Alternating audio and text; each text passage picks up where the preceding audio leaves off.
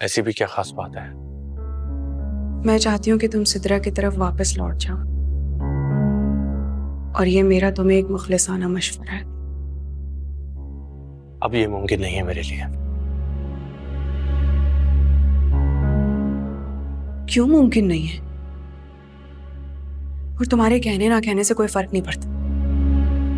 मैंने सिद्रा से बात की है, उसे और उसकी फैमिली को घर पर इनवाइट किया, ताकि तुम दोनों का जल्द से जल्द ये रिश्ता पक्का हो जाए। ये क्या कह रही हैं आप?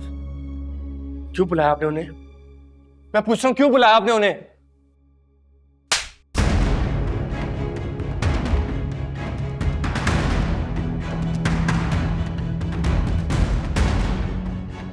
तुम्हारी हिम्मत कैसे हुई मुझे हाथ लगाने की? हाँ, क्या जरूरत है ये तमाशा करने की?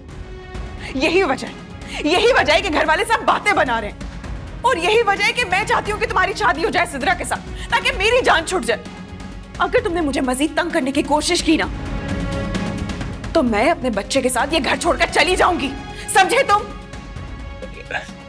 देखिए एनी, मैं मानता हूं मुझसे गलती हुई है, मुझे समझ ही नहीं आ रहा था। मैं बात सुन के, प्लीज मुझे माफ कर दें, आइंदा कभी ऐसा नहीं होगा।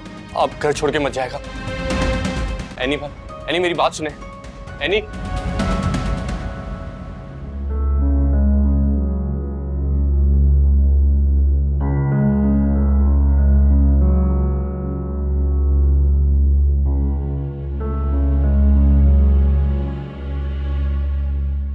आप गलत कर रही हैं।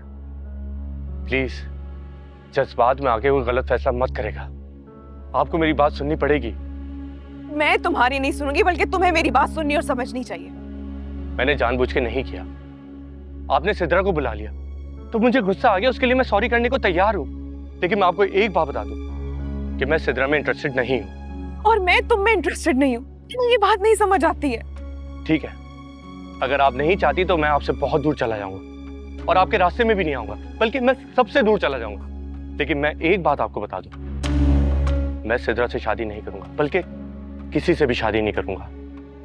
तुम पागल हो गए हो क्या? ये सब क्या चल रहा है यहाँ पर? हाँ, इसलिए बनवाया था तुमने स्टूडियो? बकवास बंद करो, अपनी लिमिट पे रहो। You shut up. कोई अंधा भी देखकर समझ जाए कि तुम दोनों के बीच में क्या कुछ चल रहा है। अफान, तुम्हें शर्म आनी चाहिए। घर में एक जवान बहन रहती है, और यानी तुम तो मेरा मुंह ना ही खुलवाओ तो बेहतर होगा। सुन लिया तुमने? मिल गया तुम्हें चैन? यही चाहते थे ना तुम, कि घर का हर एक बंदा मेरी किरदार कशी करे। अब सुन लो, लेकिन तुम्हें किसी चीज का कोई एहसास नहीं हो रहा। जब हमने कुछ गलत नहीं किया तो आप परेशान क्यों हो रही हैं? और आप प्लीज जरा होश में आए। एनी की दुश्मन क्यों बनती जा रही हैं? ये सवाल एनी को खुद से करना चाहिए, क्योंकि इसी की वजह से घर में हर कोई एक दूसरे के खिलाफ हो चुका है। मैं मानती हूँ ये शादी तुमने मुझ पर एहसान करने के लिए की थी, लेकिन इसका हरगिज ये मतलब नहीं है कि तुम बेवा हो जाने के बाद अपने ही देवर में इन्वॉल्व हो जाओ। एनी, तुम ऐसी तो नहीं थी। एमन, ऐसी तो तुम भी नहीं थी कि तुम अपनी बहन पर शक कर रही हो। अपनी बहन पर इतना घटिया इल्जाम लगाते हुए तुम्हें शर्म नहीं आ रही है? अरे, बड़ी बहन होने के नाते मैंने हमेशा तुम्हारी इज्जत की, लेकिन आज मुझे लग रहा है कि तुम इज्जत के भी काबिल नहीं हो। खबरदार, और कुछ भी कहने से पहले मुझे इस बात का जवाब दो, इस वक्त अफान तुम्हारे स्टूडियो में क्या कर रहा था? भाभी, बस बहुत हो गया। अब आप कुछ और नहीं बोलेंगे। अगर तुम्हें जवाब चाहिए ना, तो फिर अपने देवर से पूछो कि ये मेरे स्टूडियो में क्या कर रहा था। बोलो, है कोई जवाब तुम्हारे पास? एनी, आप तो चुप कर जाएं।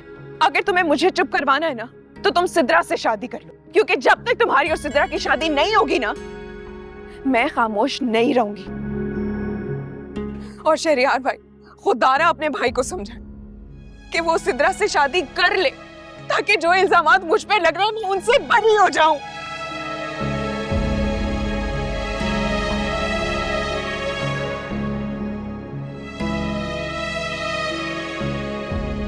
मुझे तुमसे इतनी बड़ी बेवकूफी की उम्मीद नहीं थी।